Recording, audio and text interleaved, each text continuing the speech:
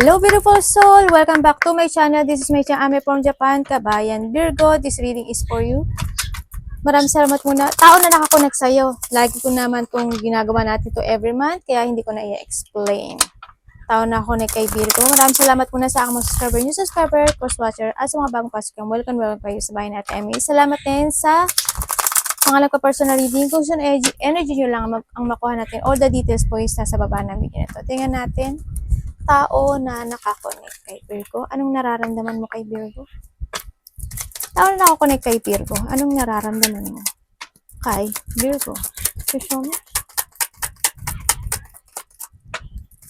Anong nararamdaman mo kay Virgo?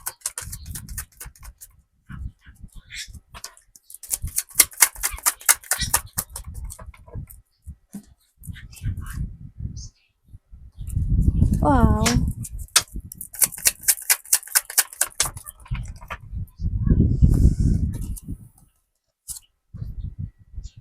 The 8 and the ano. Okay. Alam mo, Virgo, nararamdaman siya, mahal ka niya. Ano lang siya, dikip yung feelings niya, pero mahal ka niya. And syempre, handun yung ano they want to recover din yung sarili niya kasi hindi siya ganoon kasalita. Kumbaga, may mga minsan may nararamdaman siyang hurt or pain na nakikita ko sa kanya, hindi niya rin sinasabi sa iyo, no? Yung mga hirap na yun. Syempre, handun yung pagmamahal, no? Handun yung kung naiisip mo na hindi kanya mahal ka niya. May nararamdaman talaga siya. Yun nga lang, mahalaga ka sa kanya. Yun nga lang siguro, ang nakikita mo sa kanya, parang ikaw lang yung nagiging better understanding sa kanya. Sa nakita. Parang, pero hindi daw. Ang sabi niya, mahalaga ka sa akin.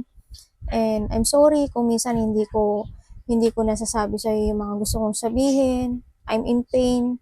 Kaya kung gusto niya ma-recover yun yung part na yun Yung part na yun na minsan nakakaisip siya ng negativity, ganyan. Minsan may mga frustration siya na hindi nasasabi sa'yo.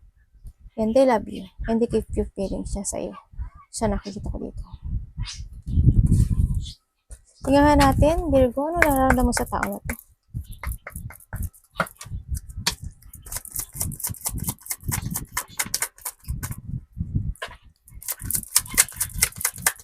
Ano nararamdaman mo sa tao na to, Virgo?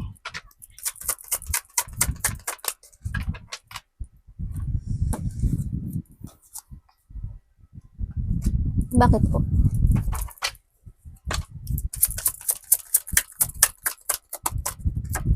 Ay, ang dami gusto sabihin na.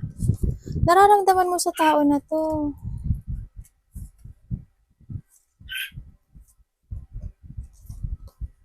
Nararamdaman mo sa kanya, yun nga, minsan, mahina siya, no? May mga sitwasyon na sadness siya, siguro hindi niya na-fulfill yung situation o yung mga pangarap niya sa'yo, ganun. Ang nakita ko, umalis ba to sa'yo?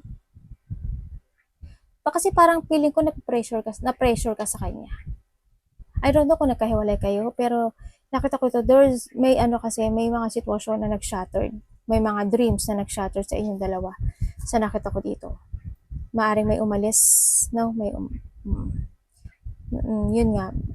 Sa iba naman, siguro umalis itong tao na to, nagkaroon ng hiwalayan. Sa iba naman sa hindi na magkahiwalay, na buo pa rin kayo, sa nakita ko dito, itong tao na to, tingin mo sa kanya parang siya yung, yun nga, there's a sadness sa kanya. Minsan, nakita mo yung pagod niya, na nanghihina siya.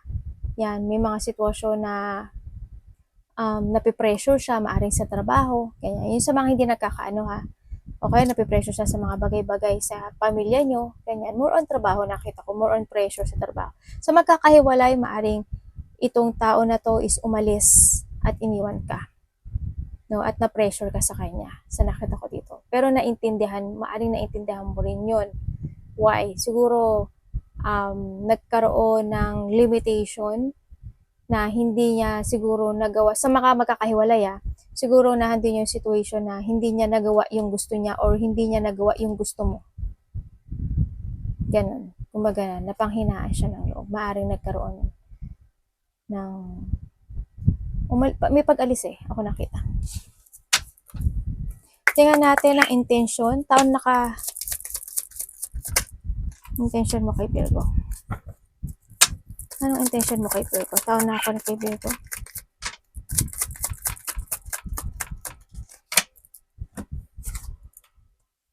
Bakit? Baka mag-text message sa'yo yan. Anong intention? Bakit intention mo yan?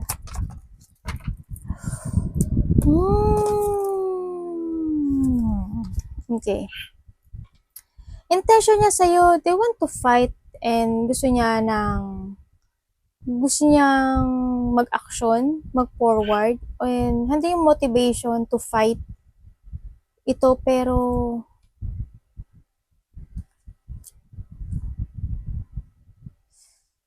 may pain akong nakikita sa kanya. I don't know why, there's a pain and they want a new horizon. Sa nakita ko, gusto niya rin mag-move forward eh. Sa makakahiwalay ito intention niya is parang hindi ito magbabago. Walang pagbabago sa pero they missing you. Naalala niya at nare-reminiscing niya yung mga good things or good memories sa inyong dalawa. Yun na nakita ko sa kanya. Pero they moving on. No? Kasi andun yung intention niya is to move on, to fight again and make a new horizon sa inyo. Sa nakita ko. Or, pero hindi eh. Tingnan ko nga to. Pero namimiss ka niya. Tingnan ko. Pwede niyo pang sabihin sa akin to? Bakit?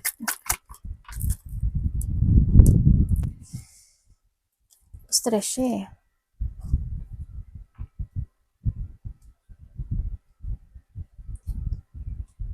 Gusto ko niya kausapin. Gusto ko niya kang kausapin and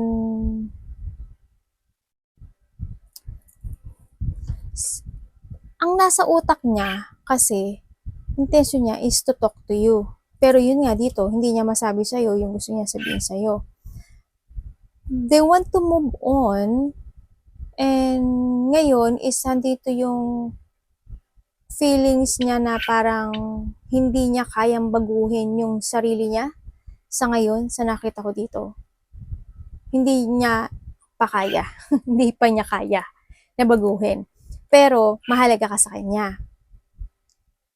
Pero, gusto niya mag-action, pero hindi niya kaya. May panghihina. No, may panghihina. Gusto niya i-renew itong situation niyo eh. Gusto niya i-renew. Yun ang nakita ko sa kanya. Kaya natin, anong action mo? Tala ako na kay Virgo. Gusto niya rin i-renew yung sarili niya. Baguhin. Gusto niya baguhin yung sarili niya. Anong action mo kay Virgo? May pagbabago eh. Bakit po? Action niya sa'yo? Uy. Ano ba yan? Alam mo, siya, malungkot siya sa labas, pero inside, in pain siya. Action niya is wala. Wala siyang action sa ngayon. Sa ngayon, nakikita ko sa kanya, andito siya sa sitwasyon na wala pa siyang gaanon kaplano. Wala siyang plano eh. Wala siyang plano ngayon.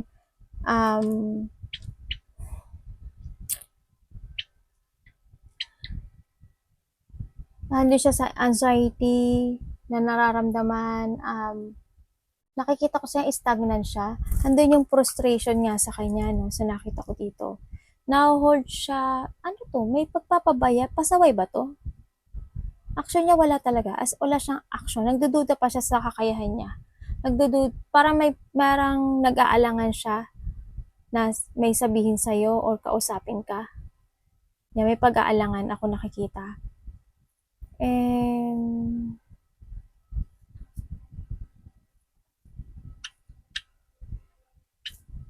kung titingnan ko to, tsaka eto, parang mayroon siyang gustong ibang gawin. Yun ang nakikita ko May gusto siyang ibang gawin eh. Either may iba siyang gusto or may mga gusto siyang balak na gawin na ibang bagay. Yun nakita ko. Pag tinignan ko tong dalawang to ha.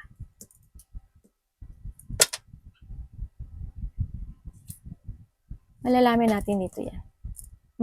Sa ngayon, na-hold siya nakaraan, naging pasaway siguro to, may pag-aalinlangan, may pagka-immature itong tao na to no, sa nakikita ko dito. I don't know why, kung bakit there's something bad intention ako nakikita dito sa part na to. Yun nakikita ko. Parang hindi maganda yung action niya. Kasi ayaw niya, hindi niya, napanghihinaan siya, hindi niya pa kaya magbago eh. Yun na nakikita ko sa kanya.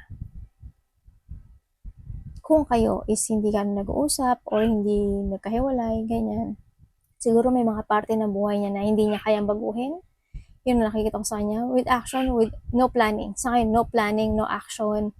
There's a blockage and wala iba yung more on ano siya ngayon eh. I don't know why, kung sarili, more on sarili ang nakita ko sa kanya. Yun ang nakikita ko sa kanya. Eh, ikaw naman to, gusto mo siyang kausapin. Pero magulo isip mo rin. Nag-away ba kayo nito? Hindi kayo nagkakasundo. Tingnan natin. Anong blind spot? Anong blind spot na connection ito? Anong blind spot na connection ito? Nyak.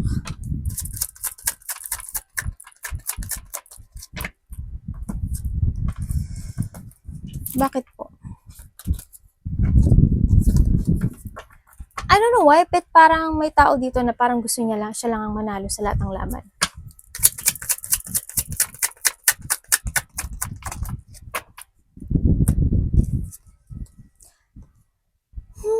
Okay. Ang blind spot na connection na ito, yes, nagkakaroon ng delay or nalaloss of control. Ang nakita ko ito, may pagkamalihim. O ang isa sa inyo may pagkamalihim. Maaring malihim din to, Virgo, no? Yeah, may mga sitwasyon siya na parang mas masaya siya when it comes sa friend. Ang nakikita ko sa kanya, magulo yung isip, marami siyang gustong gawin, and then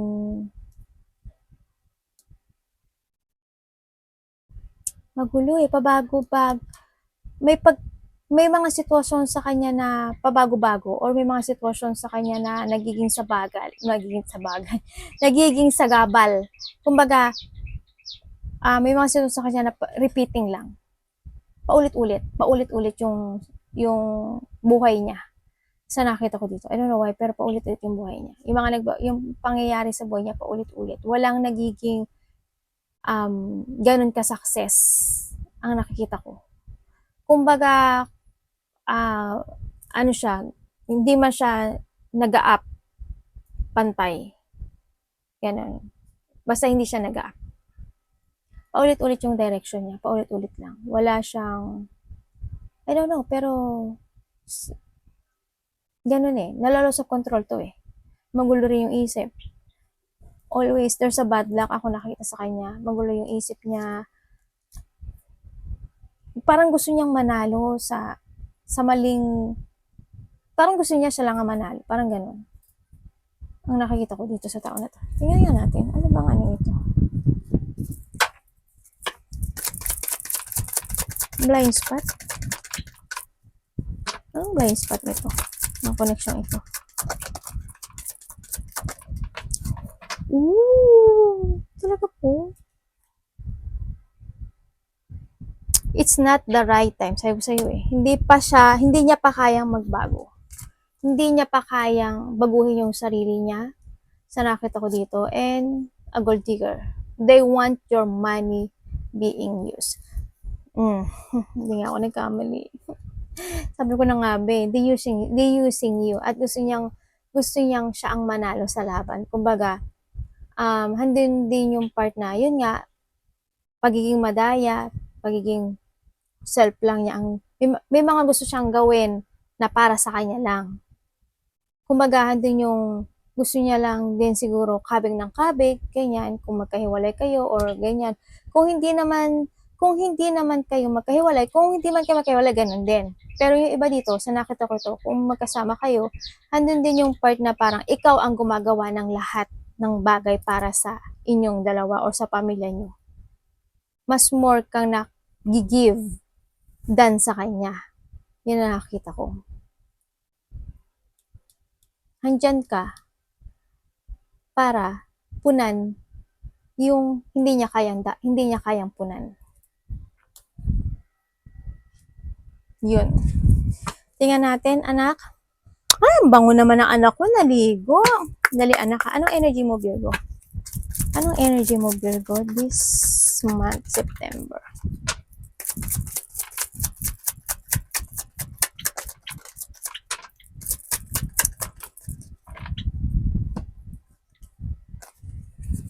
Bakit?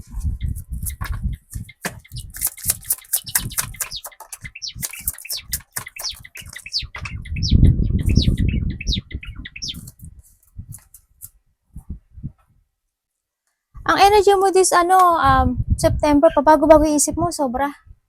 May mga gusto kang i-take action, andun yung motivation naman, andun naman yung lakas ng loob na may mga gusto kang i-forward pero pabago-bago yung isip mo. Nagiging aware ka sa mga bagay-bagay, no, sa nakita ko dito. And then, yun nga, may mga decisions in life ka na hindi mo magawa. May mga indecision, may mga unclear. Yan, may mga situation na minsan pinapeke mo na lang din yung nararamdaman mo, yung feelings mo, yung happiness mo. May mga sitwasyon na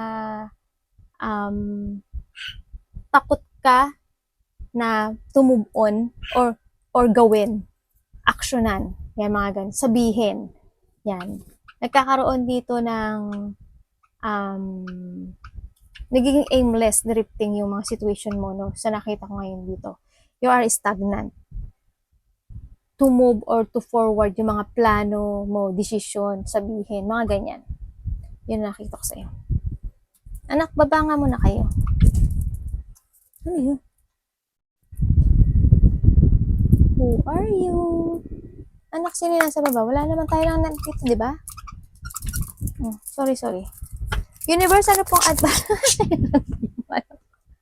Mga anak, kadas ko po. Sorry, napahiyaw si ate. Ano pong advice nyo kay Virgo?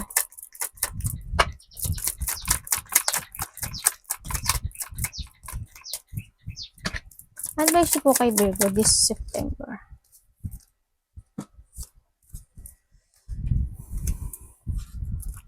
Bakit po?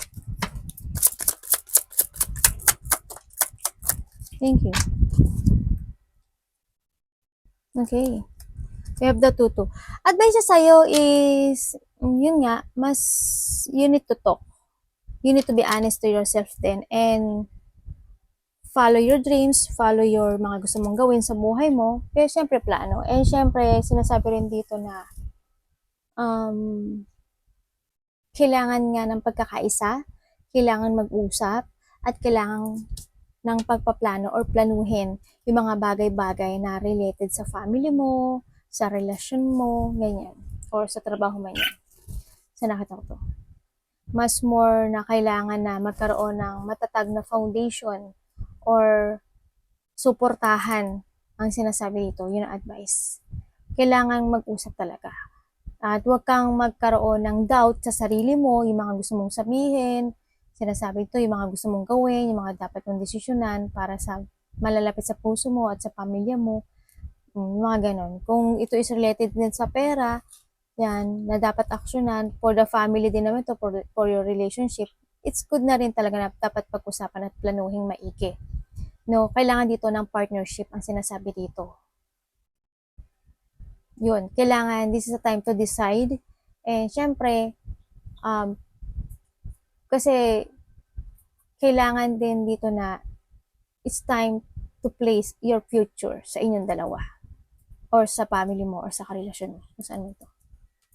And make a new beginning. Yan, make a new beginning. You need to learn and decision making. Kailangan magkaroon ka ng self-evaluation sa sarili mo and transformation sa'yo at sa pamilya mo. Kailangan ng pagbabago talaga.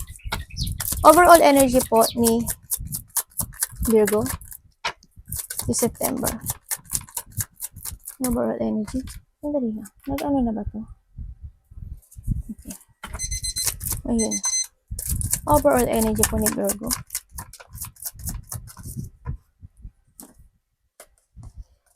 Overall energy mo is to focus more to yourself. Yan.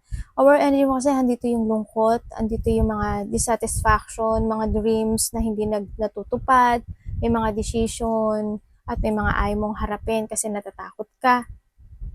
At yung mga situation na nagkakaroon ng blockage sa'yo, ganyan. You need to face your fear, ang sinasabi rin dito.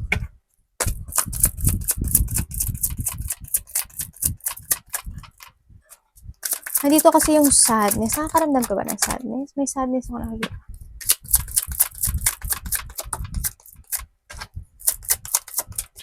Thank you. Alagaan mo daw yung sarili mo, ha? Eh, ngayon, siguro overall energy mo is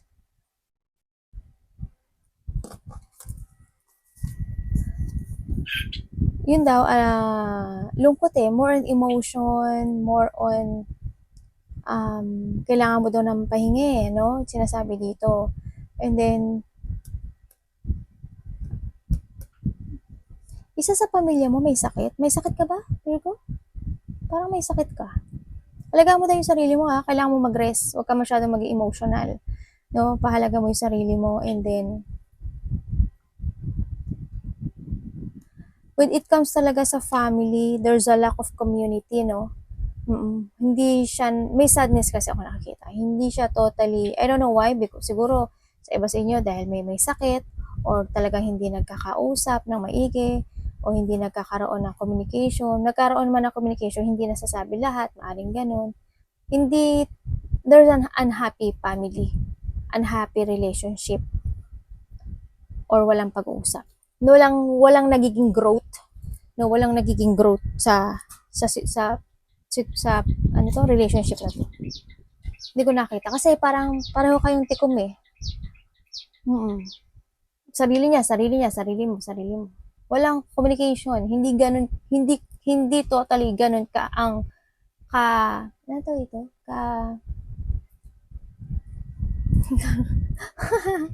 Paano ba blanco si ate? Hindi ganun ka ano yung communication nyo.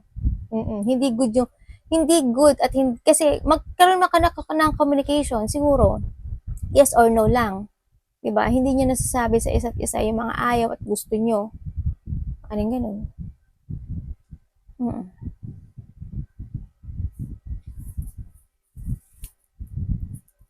Kumbaga isa sa inyo is nagiging masyadong mapagbigay. Maaari ikaw, Virgo, masyado ka nagiging mapagbigay sa kanya. Diba? Kasi nakita ko pa lang dito yung ugali niya. Kaya, kailangan dito, balancing sa inyong dalawa. Huwag kang matakot. Kailangan mo rin magsalita. Kung ano yung mag-resulta, fine, at least nasabi mo. At least alam niya yung naisa-isip mo. Alam niya yung nararamdaman mo. Alam niya yung plano mo. At malalaman mo rin kung ano yung plano niya. Diba? Mas good yun. Communication is a very good way na magkaroon ng happiness sa relationship. Arigatou namaste, God bless.